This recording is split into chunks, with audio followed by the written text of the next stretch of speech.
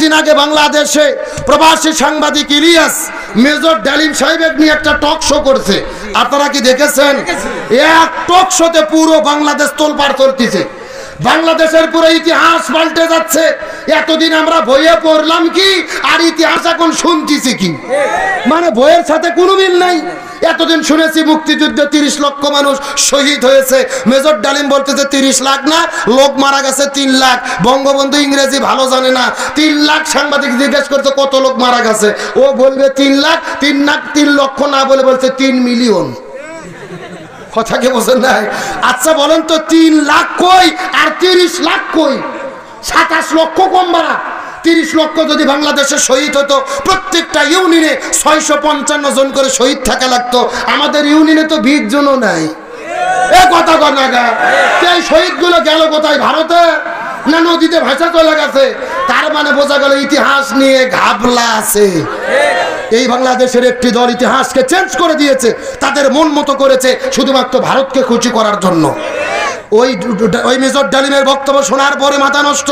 তার পুরো বক্তব্য আমি শুনেছি, 3টি কথা শুনে আমার এত ভালো লেগেছে মনে হচ্ছে তাকে স্যালুট জানাই। এই 3টে কথা কি কি আমি বললে কি রাগ করবেন? 1 নম্বর কথা মেজর ডালিম বলেছে যে জাতির পিতা, জাতির নাতি, জাতির খালা, জাতির ফুপু এগুলো আমি মানি না। মুসলমান হিসেবে আমাদের জাতির পিতা হলো হযরতে ইব্রাহিম আলাইহিস সালাম। আল্লাহু আকবার বলেন। এটা কি মেজর ডালিমের বক্তব্য নাকি আল্লাহর বক্তব্য? আল্লাহ বলেন মিল্লাত আবিকুম ইব্রাহিম ওয়া সাম্মাকুমুল মুসলিমিন। মুসলমানদের জাতির পিতার নাম কি? ইব্রাহিম আলাইহিস সালাম। অথচ গত 16 বছর আমরা দেখেছি বঙ্গবন্ধুকে জাতির পিতা বানাইয়া মোরে মোরে কলেজে, ভার্সিটি, পার্কে ভাস্কর্য বানাইয়া প্রকাশ্য দেবালোকে তারা তার পূজা করে শিরিক করেছে, আর জাতির ঘাড়ের উপরে শিরিককে চাপিয়ে দিয়েছিল। আল্লাহর কোরআন বলে ইন্না শিরিকা লা যুলমুন আযীম, শিরিক হলো মহা জুলুম। অন্য জায়গায় আল্লাহ বলেছে আমি সব গুনাহ মাফ করি, শিরিকের গুনাহ মাফ করি না। আল্লাহর কি খেলা? স্বৈরাচার হাসিনা পালিয়ে গেছে, 5 মিনিটের ভেতরে পুরো দেশে যত বঙ্গবন্ধুর মূর্তি ছিল আল্লাহ মাটির সাথে মিশে দিয়েছে। এগুলো কার ফয়সালা? এটা হলো 1 নম্বর কথা। আর 2 নম্বর কথা মেজর ডালিম বলেছে, আপনারা কি রাগ করতেছেন? 2 নম্বরে তিনি বলেছেন 1971 সালে বাংলাদেশে দাড়ি টুপিওয়ালাদেরকে, হুজুরদেরকে, জামাত ইসলামদেরকে আমি কোনো অন্যায় করতে দেখিনি। আল্লাহু আকবার কোন। তার মানে বোঝা যায় সত্য কখনো গোপন থাকে না, প্রকাশ পায়। আর একটা কথা লক্ষ্য করে ভালো করে বোঝেন। 3 নম্বর তিনি বলেছে বাংলাদেশের শান্তি কায়েমের জন্য ভারতের কাছে মানবতা শিখতে হবে না, আমেরিকার কাছে মানবতা শিখতে হবে না, দিল্লির কাছে মানবতা শিখতে হবে না, লন্ডনের কাছে মানবতা শিখতে হবে না। মানবতার কিতাব হলো কোরআন আর রাসূলের আদর্শ। তোমরা কোরআন আর রাসূলের আদর্শ দিয়ে দেশ চালাও, পৃথিবীর কোনো দেশের দাদাগিরির মানবতা লাগবে না। আল্লাহু আকবার বলেন। কত মারাত্মক কথা আমরা হুজুররা যেই ওয়াজ করতে পারি না সেই বক্তব্য তিনি দিয়েছে। ছাত্রদেরকে বলেছে তোমরা কোরআন দিয়ে শপথ গ্রহণ করো, কোরআন দিয়ে দেশ চালাও, কোনো সংবিধান লাগবে না, কোরআনই পারে শান্তি এবং মুক্তি দিতে।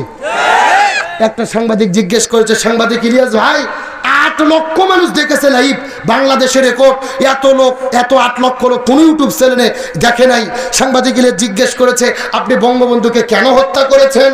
50 বছর পরে আপনার খোঁজ পেলাম, জাতি তো জানে আপনি মরেই গেছেন, বাঁচে আছেন জাতি জানতোই না। আজকে যেহেতু পেয়েছি আপনি বলেন বঙ্গবন্ধুকে কেন হত্যা করেছেন? উনি স্পষ্ট করে বলেছিল 71-এর আগের বঙ্গবন্ধু আর 15ই আগস্টের বঙ্গবন্ধু এক না। 71 সালের বঙ্গবন্ধুর জন্য দেশের মানুষ জীবন দিতে প্রস্তুত ছিল, আর 75-এ 15ই আগস্টের আগে বঙ্গবন্ধু যখন বাকশাল তৈরি করেছিল, রক্ষী বাহিনী গঠন করে 40,000 মানুষকে হত্যা করেছিল, এই দেশের মানুষ কান্না করে করে আল্লাহর কাছে দোয়া করেছিল, আল্লাহ এই জালেম বঙ্গবন্ধু থেকে দেশকে হেফাজত করো। তাহলে 71-এর বঙ্গবন্ধু আর 15ই আগস্টের বঙ্গবন্ধু এক। এই জন্য সামরিক গণ অভ্যুত্থানে তিনি নিহত হয়েছে, তাকে মারা হয়নি। আমরা পরিষ্কার করে বলি এইরকম ইতিহাস কতটা অজানা আছে জানি না। বর্তমান সরকারকে বলবো সঠিক ইতিহাস আমরা জাতি হিসেবে জানতে চাই। আমরা কোন দলের লেখা ইতিহাস জানতে চাই না, প্রকৃত স্বাধীনতার ইতিহাস আমরা জানতে চাই। তাহলেই দেশে দেশপ্রেমিক নাগরিক তৈরি হবে। আল্লাহ তাআলা জাতিকে হেফাজত করুক বলেন আমিন। আসেন টাইম যেহেতু কম, শর্টকাটে আলোচনা। বাংলাদেশে আল্লাহ তাআলা আমাদেরকে সৃষ্টি করেছেন, বলেন তো আল্লাহর একটা সৃষ্টির উদ্দেশ্য আছে না নাই? আল্লাহ কেন সৃষ্টি করলেন? আল্লাহ বলছেন আমা খলাকতুল জিন্না ওয়াল ইনসা ইল্লা লিয়াবুদুন, আমি মানুষ এবং জিনকে সৃষ্টি করেছি আমার ইবাদত করার জন্য। সুবহানাল্লাহ পড়ুন। এখন আজকের আলোচনার সাবজেক্ট হলো আল্লাহর কাছে সবচাইতে প্রিয় ইবাদত কোনটি, আল্লাহর কাছে সবচাইতে প্রিয় আমল কোনটি। ঠাকুরগাঁও জেলার মানুষের ধারণা নামাজ রোজা হজ যাকাত এগুলো হলো ইবাদত। শোনেন, নামাজ রোজা হজ যাকাত অবশ্যই ইবাদত, তবে আল্লাহর কাছে সবচাইতে প্রিয় ইবাদত হলো এই জমিনের ভেতরে কোরআন প্রতিষ্ঠার আন্দোলন করা, ইকামতে দ্বীনের কাজ করা, কোরআন বিজয়ের আন্দোলন করা। এখন আপনাদের মনের মধ্যে প্রশ্ন জাগতে পারে, হুজুর এটা আপনি কেমন কথা বললেন? সারা জীবন আমরা শুনেছি নামাজ রোজা হজ যাকাত এগুলো হলো আসল ইবাদত, আর আপনি বলতেছেন দ্বীন কায়েমের আন্দোলন আল্লাহর কাছে সবচেয়ে প্রিয়, কারণ কি? আমার যুক্তিগুলো মাথাতে ঢুকান। আচ্ছা বলেন তো, বাংলাদেশের তাবলিগ নামে একটা দল আছে না নাই? কথা কয় না। আচ্ছা বলেন তো, তাবলিগের কি কোনো বিপদ বাংলাদেশে আছে? নাই। আচ্ছা বলেন তো, বাংলাদেশে জিকির পার্টি আছে না নাই? কথা কয় না বাঙালি রে। আরে ভাই, বাংলাদেশে যত জিকির চলে, এত জিকির পৃথিবীর কোনো দেশত চলে না। যেই রকম পীর ওই রকম তরিকা, ওই রকম মুরিদ ওই রকম জিকির।